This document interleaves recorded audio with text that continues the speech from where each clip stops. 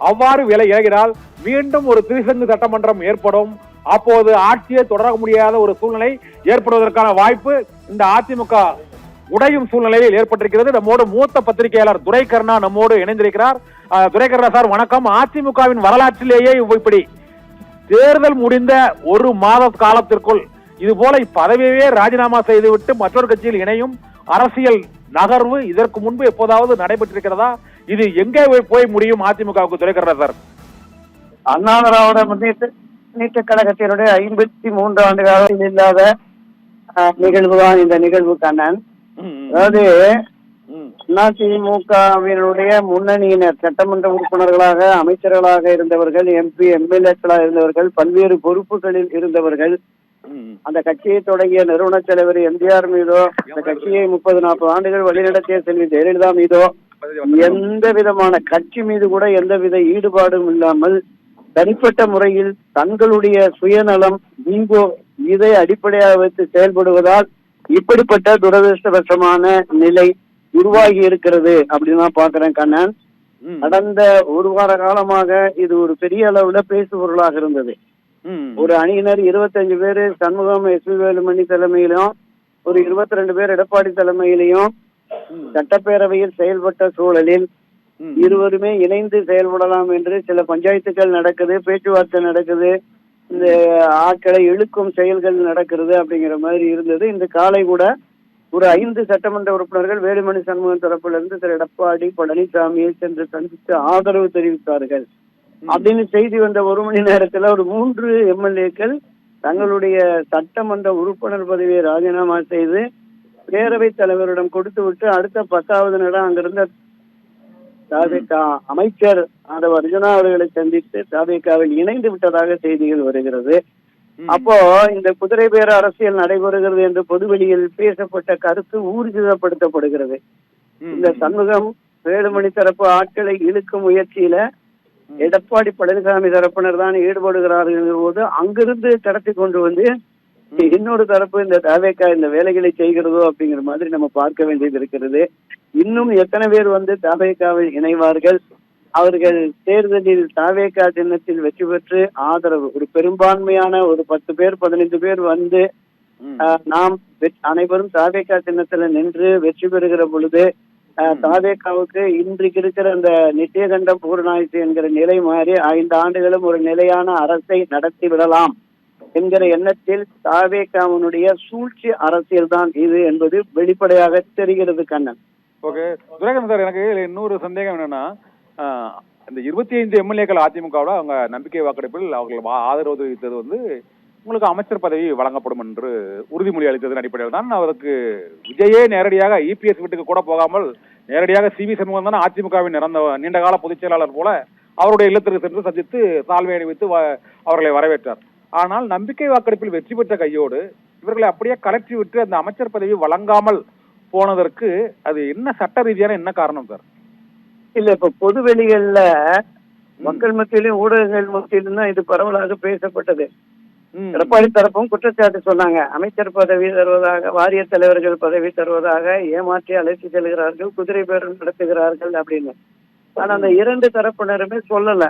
S P. Velumani Shanmugam தரப்பினரோ அல்லது தாவேகா தரப்பின் நிர்வாகிகளோ நாங்கள் அவர்களுக்கு அமைச்சர் பதவி கொடுத்து எங்களுக்கு ஆதரவு நிலைப்பாட்டிற்கு கொண்டு வந்திருக்கிறோம் என்று சொல்லல. அவன் தோழமை ரீதியாக எங்களுக்கு நட்புணர்வு ரீதியாக அப்படின்னு ஆதவ அர்ஜுனா சொன்னாரு. சண்முக வேலுமணி தரப்புமே திமுகவை வீழ்த்த வேண்டும் என்பதுதான் எங்களுடைய ஒரே நோக்கம்.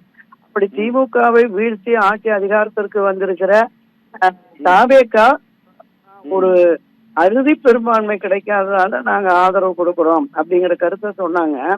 ஆனால் என்ன உள்ளே பேசப்பட்டது என்னங்கிறவங்க நமக்கு முழுமையாக அந்த 2 தரப்புல இருந்தும் தெரியாத நிலையில தான் இப்ப இது நடந்திருக்கு. நான் குறிப்பிட்டது போல ஒரு குறைந்தபட்சம் இந்த 25 முன்னாள் அமைச்சர்கள் கொஞ்சம் பேர் தயங்குவாங்க தாவேகால இணைவதற்கு.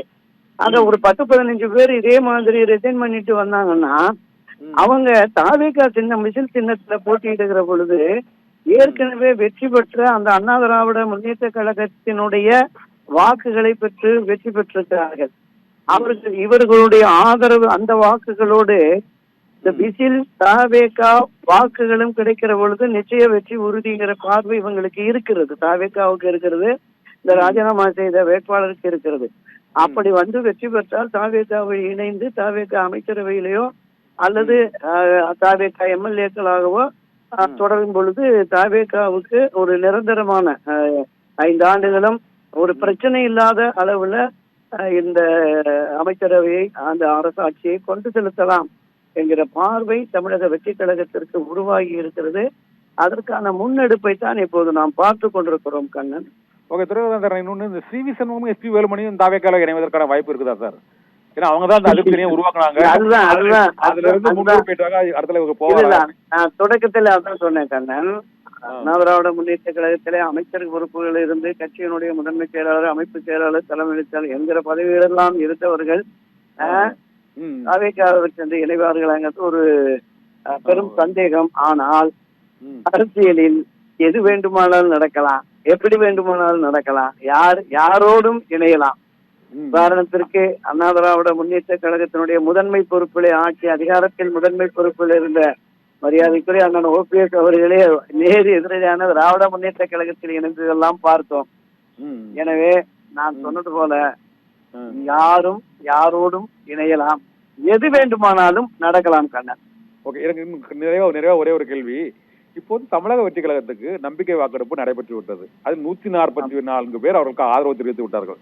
யாரும் அவர்கள்ட்ட போய் நம்பிக்கை வாக்கெடுப்பு மீண்டும் நடத்துக்கன்னு இன்னும் கோரப்போவதே இல்லை. 6 மாதம் இல்ல, அது 1 வருஷம் 2 வருஷம் ஆளும் யாரும் கோரப்போவதில்லை. ஏன்னா பெரிய அளவுல அவங்க நம்பிக்கை வாக்கெடுப்பை பெற்றிருக்காங்க.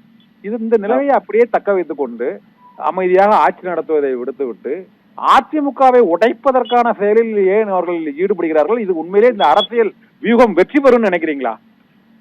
இல்ல, அதுதான் இப்ப 25 எம்எல்ஏக்கள் நம்பிக்கை வாக்கெடுப்பில் ஆதரவு தெரிவித்த நிலையிலே 144 இருக்கு.